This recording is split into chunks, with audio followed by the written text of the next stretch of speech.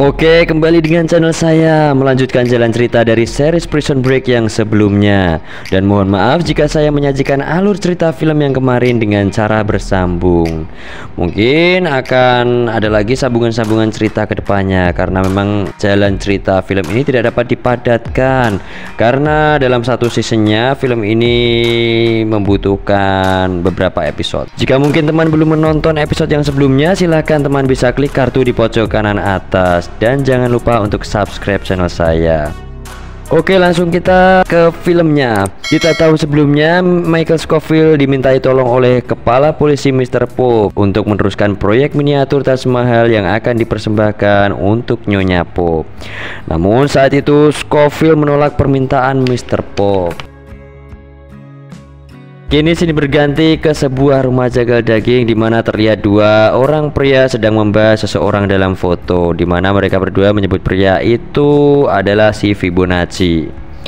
Kemudian scene kembali ke Fox River di mana terlihat Abruzzi sedang menggunakan telepon yang ada di dalam penjara. Ia nampaknya berbicara kepada rekannya di luar penjara, dan pada percakapan mereka menyebut nama pria dalam foto pada rumah jagal daging tadi. Nampaknya pria dalam foto itu adalah seseorang yang selama ini dicari keberadaannya oleh John Abruzzi dan rekan-rekannya. Dan rekan John kini menemukan petunjuk di mana si Fibonacci ini dapat ditemukan. Selain itu, di dalam amplop coklat selain foto Fibonacci juga ada origami bebek khas milik Scofield. Kini semakin seru bukan? Kemudian setelah John menutup teleponnya, kini ia menghampiri Michael Scofield yang saat ini dia sedang mengobrol dengan seseorang yang di sana ia dijuluki DB Cooper. Siapa DB Cooper ini? Mari kita berkenalan dengan dia. DB Cooper ini adalah seorang legenda pencuri uang dengan nominal $1,5 juta. Dia sangat terkenal dan kisahnya menjadi sebuah legenda. Namun pria tua ini mengelak jika dia ini si DB Cooper. Dia memberitahukan namanya adalah Charles Westmoreland. Kini John Abruzzi yang sudah ada di hadapan Scofield, Westmoreland pun meninggalkan Scofield sendirian karena ia tahu akan terjadi keributan di sana. Kemudian John bertanya pada Scofield di mana keberadaan si Fibonacci padanya. Namun Scofield tetap diam dan tidak memberikan sepatah kata pun. Namun Scofield akan berjanji pada Abruzzi jika ia mau memasukkan dirinya ke dalam tim IP dan juga menyiapkan segala sesuatu yang akan Scofield butuhkan saat kabur dari Fox River ini bersama Burroughs dan tentu bersama Abruzzi sendiri. Scofield akan beritahu di mana si Fibonacci saat mereka sudah berada di luar penjara. Setelah mereka melakukan kesepakatan, Abruzzi yang punya temperamen tinggi dan merasa dipermainkan oleh Scofield, ia menyerang Scofield hingga terjadi keributan di sana, yang membuat si Scofield harus kembali menemui Mr. Pope untuk menerima hukuman atas keributan itu. Pope kini mengharuskan Scofield harus ditempatkan di sel isolasi selama 90 hari ataupun 3 bulan. Namun Scofield tidak bisa harus menjalankan hukuman itu dikarenakan dalam waktu sepekan Burroughs sudah akan dihukum mati. Maka dari itu Scofield mengingat keinginan Mr. Pope tentang miniatur Taj Mahal. Scofield pun memanfaatkan hal itu. Ia mau mengerjakan Taj Mahal milik Pope yang sebelumnya ia tolak, dan kini ia berhasil menghindari hukuman isolasinya.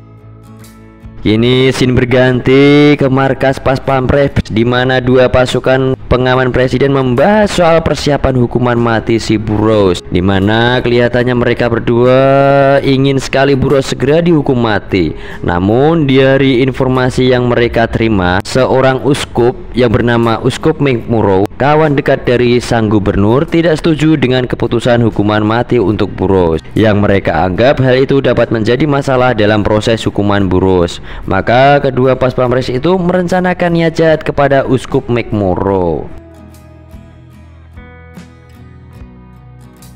Scene berganti ke Veronica yang saat ini sedang berbahagia merencanakan pernikahannya dengan pasangannya. Namun sebelumnya Veronica ini sudah diperlihatkan, dia wanita cantik ini adalah pengacara Michael Scofield, dan ternyata ia juga dulu adalah mantan kekasih dari kakak Scofield yaitu Lincoln Burroughs. Saat ini ia sedang dilema dikarenakan perkataan Scofield di saat sebelum Scofield resmi dipenjara. Ia berkata pada Veronica jika Burroughs saat itu dijebak dan dia hanya dijadikan kambing hitam oleh dalang yang sebenarnya. Dan kini scene berganti ke dua petugas pas pampres yang saat ini sedang bertamu ke rumah Uskup McMurrow. Sebelumnya kita berkenalan dulu dengan mereka. Yang ini Mr. Kellerman dan yang ini bernama sebut saja Agen 2. Mereka berdua bertemu untuk melarang Uskup untuk mencampuri keputusan hukuman mati pada Burroughs. Namun Uskup McMurrow merasa mereka berdua ini tidak sopan dan tidak menghargai keimanan Uskup terhadap agama. Maka Uskup pun menolak keinginan mereka.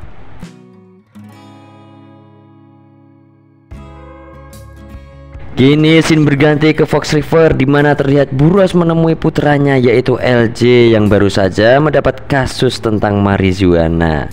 Di sana terlihat Burroughs memberi nasihat pada LJ yang terlihat LJ sama sekali tidak menghargai ayahnya. Bahkan Burroughs juga menceritakan tentang hukuman matinya yang akan dilaksanakan minggu depan pada putranya. Namun LJ juga tidak peduli pada ayahnya, di mana momen tersebut saya rasa menjadi momen menyentuh hati. Kemudian scene berganti pada Scofield yang saat ini di ruangan Dr. Sarah. Dr. Sarah berkata padanya jika tubuh Scofield mengalami hipoglikemi. Apa itu? Hipoglikemi adalah sebuah reaksi terhadap insulin. Hal tersebut mengartikan jika Scofield tidak mengidap diabetes. Namun Scofield menyangkal hal itu. Maka Dr. Sarah akan memastikan hal itu di hari berikutnya saat Scofield kembali datang.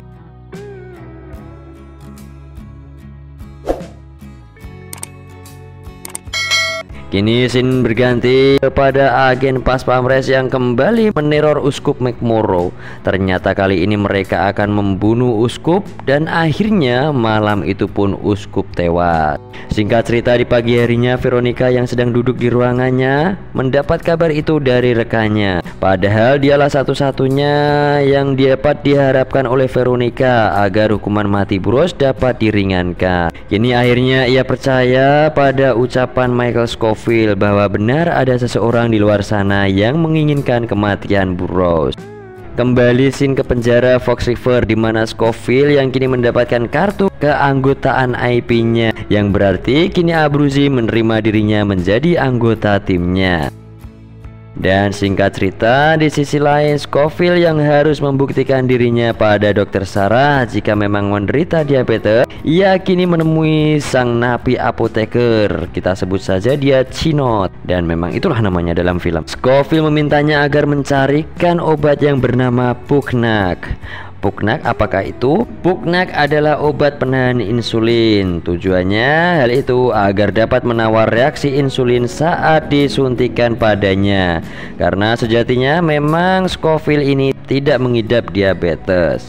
Ini singkat cerita di mana hari pertama Scofield ikut tim IP-nya, terlihat ternyata Burroughs juga bergabung dalam tim IP tersebut.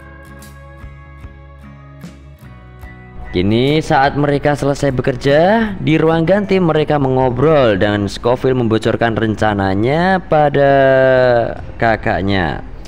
Dan pada awalnya Burroughs ragu Scofield mampu membawanya kabur.